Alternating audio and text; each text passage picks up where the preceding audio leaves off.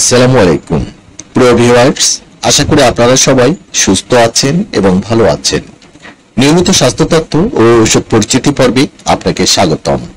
বন্ধুরা, ঔষধ পরিচিতির আজকের পর্বে অ্যালার্জি নিরাময়ে দ্রুত এবং অধিক কার্যকরী দ্বিতীয় প্রজন্মের একটি অ্যান্টিহিস্টামিন ট্যাবলেটের সঙ্গে আপনাদের পরিচয় করে দিব। আজ যে ওষুধটি নিয়ে বিস্তারিত আলোচনা করব সেটি হলো রূপা-10। এই ট্যাবলেটটি কোন কোন সমস্যায় ব্যবহার হয়ে থাকে, খাবার নিয়ম, কোনো পার্শ্ব প্রতিক্রিয়া আছে কিনা, গর্ভাবস্থায় এবং স্তনদানকালে ব্যবহার করা যাবে কিনা, দাম কত ইত্যাদি সহ বিস্তারিত থাকছে আজকের এই ভিডিওতে।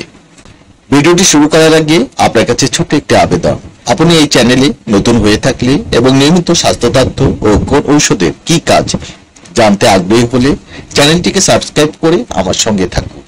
আর ইতিমধ্যে যারা সাবস্ক্রাইব করেছেন আপনাদের সবাইকে অসংখ্য ধন্যবাদ। এরিস্টো ফার্মা লিমিটেডের প্রস্তুতকৃত রূপা ট্যাবলেটটির জেনেরিক হচ্ছে রূপা-10। এই রূপা-10 হচ্ছে দ্বিতীয় প্রজন্মের অধিক শক্তিশালী, কার্যকরী এবং দীর্ঘস্থায়ী একটি অ্যান্টিহিস্টামিন, যা সিজনাল এবং পেরিনিয়াল অ্যালার্জিক রাইনাইটিস সহ যাবতীয় অ্যালার্জিজনিত সমস্যা নিরাময়ে কাজ করে থাকে।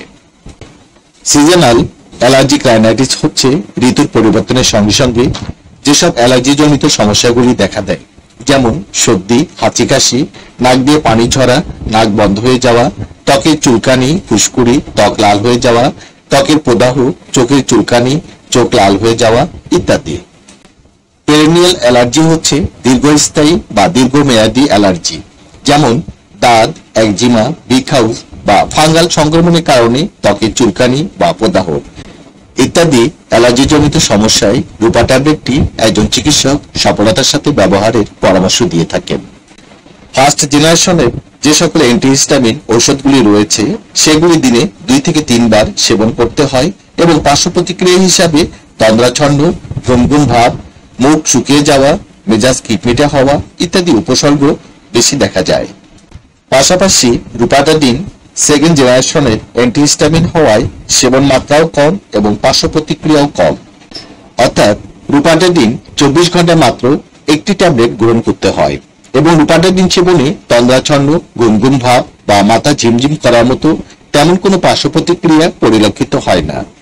সেবন মাত্রা 12 বছরের ঊর্ধ্বে এবং যারা প্রাপ্তবয়স্ক তাদের জন্য রূপা ট্যাবলেট একটি করে দিনে একবার।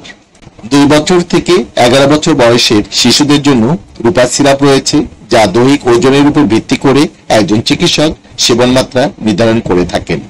অর্থাৎ যেসব শিশুদের দৈহিক ওজন 25 কেজি বা তারও বেশি তাদের জন্য 1 চামচ বা 5 মিলি করে দিনে একবার অথবা চিকিৎসকের পরামর্শ অনুযায়ী সেবন করবে।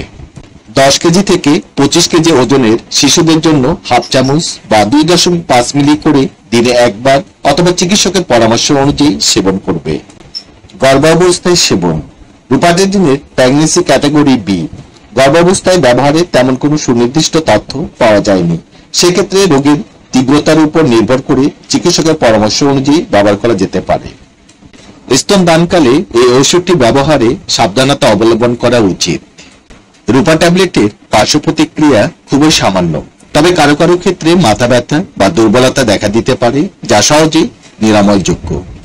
তবে রূপা-10 প্রতি যারা অতি বেশি সংবেদনশীল তাদের এই ঔষধ সেবন করা উচিত নয়। প্রতিটি রূপা ট্যাবলেটের বর্তমান বাজার মূল্য 12 টাকা মাত্র। বন্ধুরা, আমাদের এই চ্যানেলে আমরা নিয়মিত স্বাস্থ্য বিষয়ক পরামর্শ এবং গুরুত্বপূর্ণ ঔষধগুলি রিভিউ দিয়ে থাকি। আপনি যদি নিয়মিত স্বাস্থ্য তথ্য ও কোন ঔষধের কি কাজ জানতে আগ্রহী হন তাহলে চ্যানেলটিকে সাবস্ক্রাইব করে নতুন নতুন ভিডিওর আপলোড পেতে আমাদের সঙ্গে থাকুন।